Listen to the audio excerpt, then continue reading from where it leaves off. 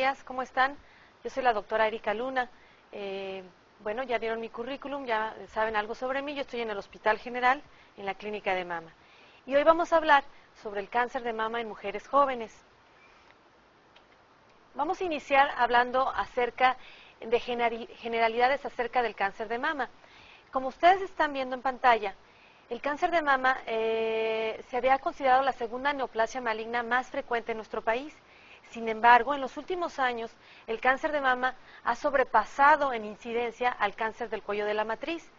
Observamos que hay 12,000 casos nuevos cada año y que cada año en nuestro país mueren alrededor de 4,000 mujeres a causa de esta enfermedad, siendo Tamaulipas uno de los primeros estados en la República en incidencia.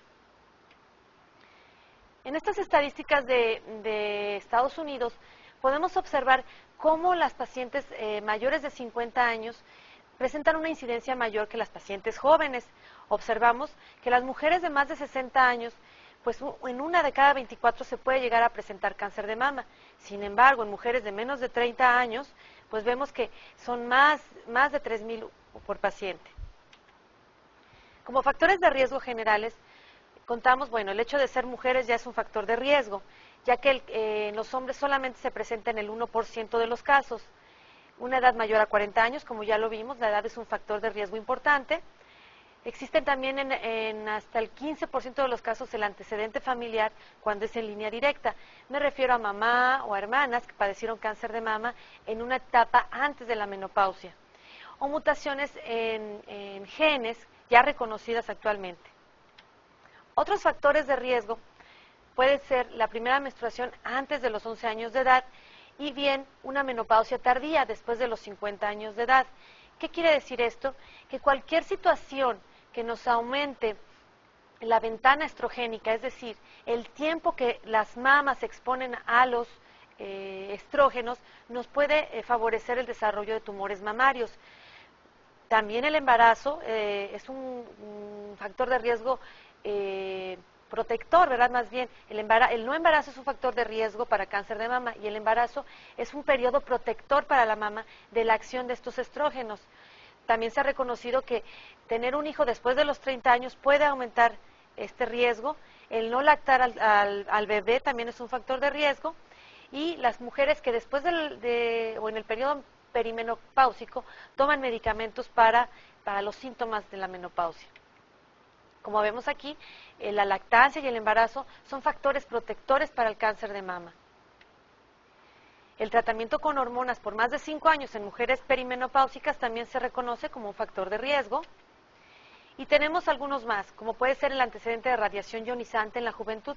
Por ejemplo, pacientes que fueron tratadas por algún tumor en la tiroides. Las pacientes que por alguna razón les hicieron una biopsia en su mama y ya se reconoce ciertos cambios proliferativos que son benignos, pero que pueden ser riesgo para un cáncer de mama. El haber padecido cáncer de mama también es un factor importante, ¿verdad? Las pacientes que ya lo padecieron son las más propensas a padecer un nuevo cáncer de mama. Otros factores que se han propuesto, pero que no están totalmente justificados, pues han sido el sobrepeso, las dietas ricas en grasa, la ingestión de alcohol, el hábito de fumar, incluso algunos datos de raza, puede ser la raza caucásica o el nivel socioeconómico alto también se han mencionado. Entonces vemos aquí como los hábitos, ¿verdad?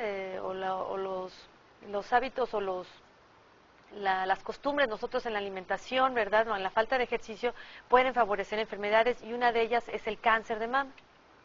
El hábito de tomar alcohol y de fumar también está reconocido. Y bueno, ustedes pueden entrar a una página, si la ven aquí en letras rosas, es http://www.cancer.gov.bsrisktol-. Ahí ustedes pueden calcular cuál es el riesgo personal que tienen de padecer cáncer de mama. Pueden tomar ahí los datos, ustedes contestan unas preguntas, vienen en inglés, y ellos les da el riesgo. Es una página que está dada por el Instituto Nacional de Cáncer de los Estados Unidos, y ahí pueden obtener ustedes cuál es el riesgo, la posibilidad de padecer ustedes cáncer de mama en el transcurso de su vida. Bueno, esta es una foto de un grupo de amigas y en ella vemos a Carla, es la paciente que tiene, o la chica que tiene la blusa roja.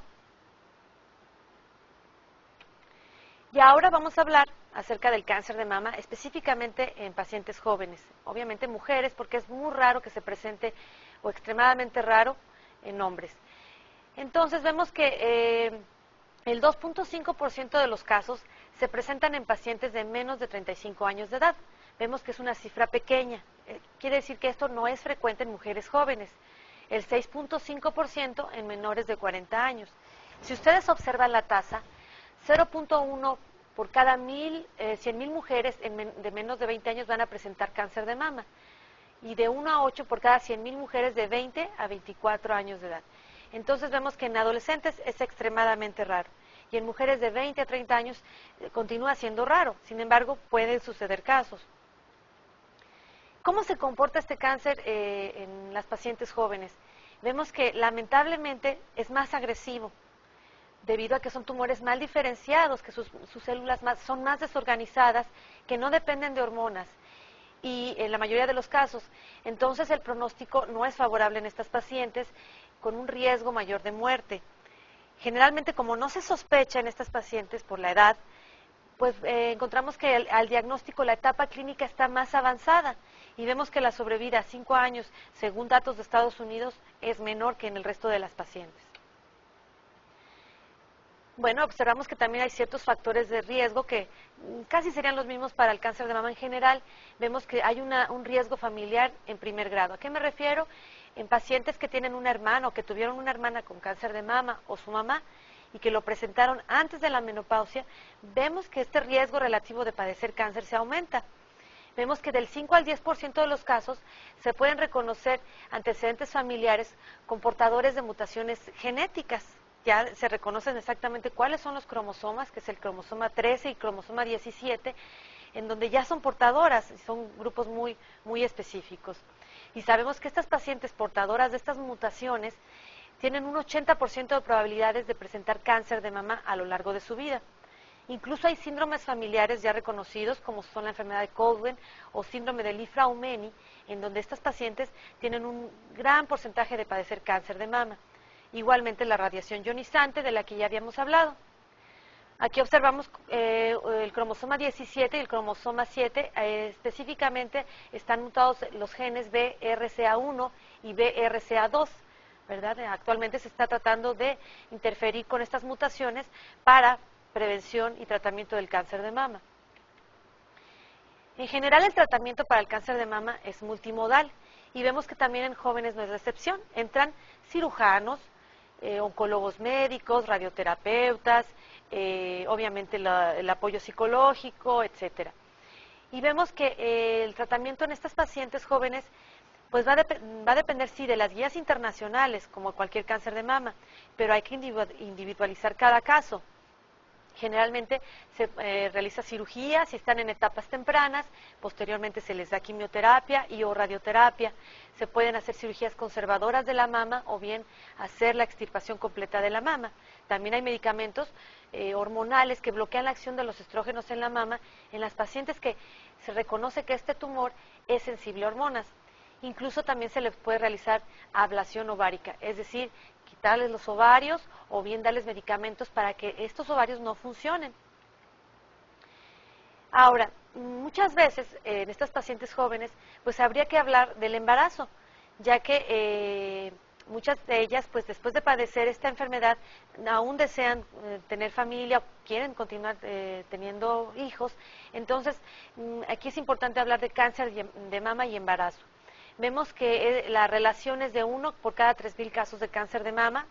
Esta es una situación concurrente, realmente no hay un riesgo en que el embarazo provoque cáncer de mama o viceversa, ¿verdad? Entonces, vemos que el 0.2 al 3.8% de todos los tumores malignos de mama, en un promedio de 3%, se pueden presentar durante el embarazo. No existen reportes de que una paciente con cáncer de mama pueda dar una afectación a su producto, ¿verdad? A su bebé. Y bueno, es muy difícil también el diagnóstico porque durante el embarazo hay cambios en la mama que nos dificultan ya sea la palpación o realizar estudios de rayos X. El tratamiento para estas pacientes embarazadas Pues va a ser un acuerdo entre paciente, ya que ahí va de por medio la decisión del producto, el oncólogo y el ginecólogo. No existen protocolos estandarizados ni guías internacionales y va a depender muchas veces de la etapa en la que se encuentre la paciente, ¿verdad? Ya que si el embarazo está muy avanzado, bueno, a veces podemos terminar el embarazo y dar el tratamiento, o viceversa, si la paciente se encuentra en el primer trimestre y la etapa clínica está avanzada, pues muchas veces sí, hay que incluso suspender el embarazo. Entonces vemos cómo hay pacientes que incluso estando embarazadas pueden recibir quimioterapia. Hay algunos protocolos ya en donde estudian los efectos de estos medicamentos sobre el producto. Y vemos qué pasa con las pacientes después de que presentaron un cáncer de mama. ¿Qué va a pasar con su fertilidad o con su pronóstico en cuanto a su cáncer y en cuanto a el pronóstico en cuanto a su bebé? Vamos a ver que hay un efecto del tratamiento, en especial de la quimioterapia, sobre la fertilidad. El 7% de las pacientes son fértiles después del tratamiento, pero generalmente entre más joven es la paciente, mayor posibilidad tiene de recuperar la función de sus ovarios después de la quimioterapia. Cuando mayor es la paciente, las pacientes de más de 40 años o perimenopáusicas alrededor de los 50 años, posterior a que les dan la quimioterapia, el ovario deja de funcionar y nunca más vuelve a funcionar. Pero en pacientes jóvenes vemos que hay una mayor posibilidad de que el ovario nuevamente trabaje. Ahora, no se han reportado efectos tóxicos en el desarrollo fetal, me refiero a un embarazo posterior a haber terminado el tratamiento con quimioterapia. Se sabe que puede haber un aumento en la incidencia de abortos espontáneos, pero la paciente puede embarazarse. En general el pronóstico durante el embarazo es malo, porque muchas veces la paciente es joven y eso per se nos lleva a un mal pronóstico, porque el diagnóstico igualmente se hace en etapas muy avanzadas, y muchas veces pensando en el bebé se retrasa el tratamiento, entonces el pronóstico también empeora cuando la paciente está embarazada. Vemos que el embarazo después del tratamiento no va a afectar la sobrevida de la paciente, así que si una paciente se quiere embarazar después de haber padecido cáncer de mama, lo puede hacer. Sin embargo, se recomienda que debe retrasarse por lo menos unos 3 años posterior a la quimioterapia este embarazo. Vemos que los tratamientos para la fertilidad posterior al embarazo no afectan el pronóstico. Muchas pacientes cursan con dificultad para embarazarse posterior al tratamiento y deben de recibir algunas hormonas para poder embarazarse. Entonces, estos tratamientos no afectan el pronóstico. La paciente igualmente puede dar lactancia, si es nada más de una mama, puede lactar a su bebé y esto tampoco nos va a afectar el pronóstico. Y es importante que las pacientes jóvenes valoren preservar sus óvulos antes de que inicien el tratamiento, ¿verdad? Para ver si quieren embarazarse posteriormente. Como fue el caso de Adamari López, no sé si lo recuerden, ella antes del tratamiento lo que hizo fue criopreservar sus óvulos para posteriormente lograr una fertilización in vitro. Ahora, ¿cómo vamos a prevenir el cáncer de mama? La prevención realmente dentro del cáncer de mama consiste nada más en la identificación de los factores de riesgo y la detección temprana del cáncer de mama. Actualmente no hay un medicamento o una fórmula mágica que nos diga de esta forma lo vamos a prevenir. Solamente se recomiendan ciertos hábitos de vida, ¿verdad? Identificar esos factores de riesgo, como les decía, y detectarlo en forma oportuna para, obviamente, al detectarlo en forma temprana, pues tener un mejor pronóstico.